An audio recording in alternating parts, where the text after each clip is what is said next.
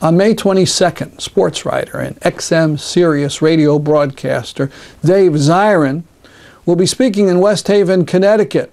He's written a new book, A People's History of Sport. We'll show you some of his 2007 talk in Chicago before an ISO convention. There's a new, very positive biography of Yankee owner George Steinbrenner just out. Hear what Dave Zirin said about Steinbrenner in 2007. And I know sports is not exactly the first place that we think about when we're talking about fighting for social change. I mean, it's like expecting to hear about, Mel Gibson having a bar mitzvah, or Paris Hilton getting a job, or John Ashcroft headlining at the Apollo. I mean, these aren't things that immediately spring to mind. And if anyone who, has illusions, like how bad is it really in sports? How stupid does the discussion get? How just soul-scratchingly horrifying is the discourse sometimes in sports?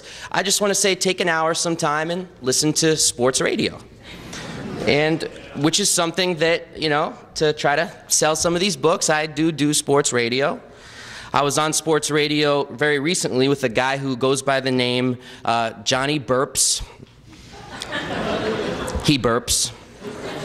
And we were talking about Barry Bonds, and he said, "You say everyone who hates Barry Bonds is a racist." And I said, "Well, no, I didn't. I said there is a lot of racism surrounding the coverage and discussion of Barry Bonds." He says, "Well, what about the size of his head?" I said, "What the hell are you talking about?"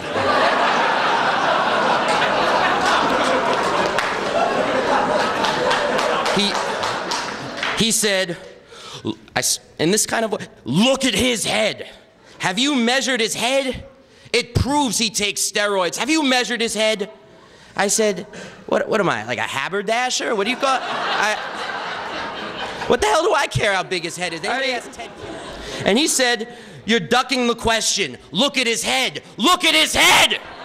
And I said, "Sir, this is the stupidest discussion I've ever had in my life." And he said, "Are you calling me stupid?"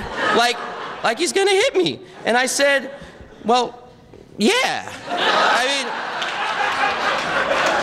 mean, this might be the stupidest discussion in the history of the English language, because I can't speak for other languages, but yeah."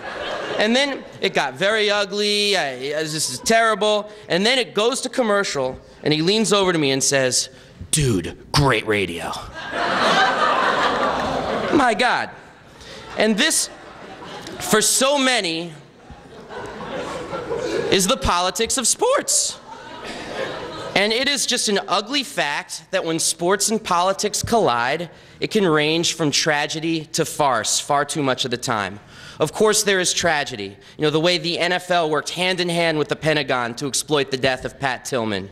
Pat Tillman, who turned down millions in the NFL to fight in Iraq, only to turn against the war, calling home and telling his family that he thought the war in Iraq was illegal, only to end up dead at the hands of U.S. troops, a fact that was withheld from his family during his nationally televised funeral. His death exploited for cheap PR, and the NFL played ball right along with the Pentagon. That is the most gruesome possible collision of sports and politics. And then there is farce. And when it comes to farce, there is no clown like Yankees owner George Steinbrenner. Now, people may have heard that George Steinbrenner now has police, ushers, and security guards putting up chains along the aisles of the stands to keep people in their seats when God Bless America is played during the 7th inning stretch. And Steinbrenner calls this, quote, "a patriotic plan to restrict movement during a time to respect the flag." Now, I really want people to ponder this for a second. Really take a moment.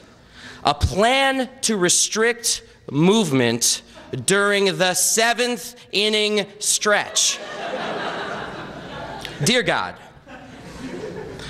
fans of the world unite. You have nothing to lose but the chains on your bleachers. I mean, I swear, this is terrible, but just between us here, you know, I mean, for someone who does what I do, George Steinbrenner is just like the gift that keeps on giving. I mean, almost want to send him a Christmas card. But there's more going on in the athletic industrial complex than just this kind of political garbage, because it's not just pain in politics, but it's also promise. Because you don't hear this on ESPN, you don't see this on your sports page, but for the first time in a generation, you have a layer of current and former athletes standing in the tradition of people like Dr. John Carlos and speaking out against injustice. Now, we're nowhere near the point where you have the Olympic Project for Human Rights turning the sports world upside down. I don't want to overstate where things are, but it's also not 1968 either.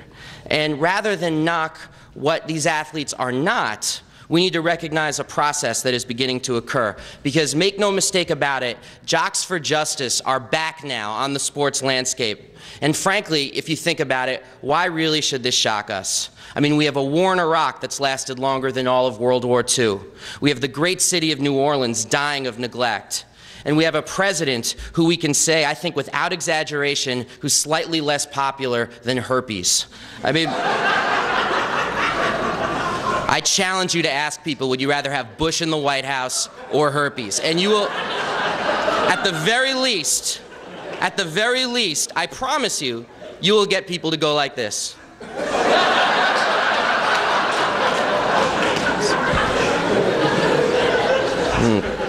My God. Let's see. At least Bush will go away someday, but there's this whole other generation. I don't know. Yeah. It's a tough one.